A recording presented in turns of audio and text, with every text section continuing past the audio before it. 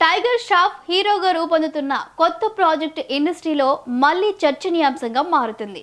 నిర్మాత మురాద్ ఖేతానీ బ్యానర్లో తెరకెక్కుతున్న ఈ సినిమా వచ్చే నెలలో షూటింగ్ ప్రారంభానికి సిద్ధమవుతుంది.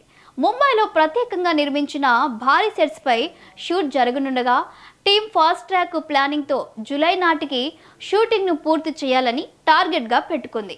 ఈ project making scale, production planning చూస్తే మేకర్స్లో ఉన్న కాన్ఫిడెన్స్ స్పష్టంగా కనిపిస్తుంది. ప్రాజెక్టులోకి ఎంట్రీ ఇచ్చిన సునీల్ శెట్టి ఇక ఈ ప్రాజెక్టుకు తాజా బూస్ట్గా సునీల్ శెట్టి ఎంట్రీ ఇవ్వడం గమనార్హం. ఆయన ఎలాంటి క్యారెక్టర్ చేయనున్నారనే దానిపై అఫీషియల్ కన్ఫర్మేషన్ బయటకు రాకపోయినా కథలో కీలక మలుపు తీసుకొచ్చే క్యారెక్టర్గా ఉండొచ్చని అందరూ భావిస్తున్నారు. అయితే ఈ ప్రాజెక్టు చుట్టూ ఉన్న చర్చల్లో ప్రధానంగా వినిపిస్తున్న అంశం టైగర్ ష్రాఫ్ రెమ్యునరేషన్. ఆయన ఒక్కో సినిమాకు సుమారు 40 కోట్ల రూపాయలు తీసుకుంటున్నట్లు ట్రేడ్ వర్గాలు చెబుతున్నాయి.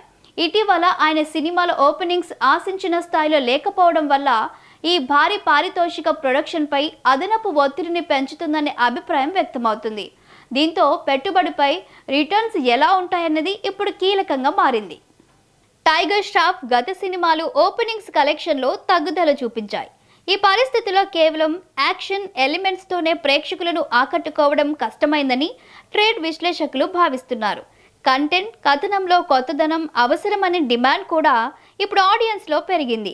ఈ సినిమా టైగర్కు కంబ్యాక్గా మారుతుందా అన్నది ప్రశ్నగా మారింది. సరైన స్క్రిప్ట్ సెలెక్షన్, బలమైన నెరవేషన్ ఉంటే కెరియర్లో మరో టర్నింగ్ పాయింట్ అవుతుందనే నమ్మకం అభిమానుల్లో ఉంది. అదే సమయంలో గతంలో స్క్రిప్ట్ ఎంపికపై వచ్చిన విమర్శలు కూడా ఈ ప్రాజెక్టుపై మరింత ఫోకస్ తెచ్చాయి. డిసెంబర్ రిలీజ్ టార్గెట్ పెట్టుకున్న ఈ సినిమా హాలిడే సీజన్ను క్యాష్ చేసుకునే స్ట్రాటజీతో ముందుకెళ్తుంది.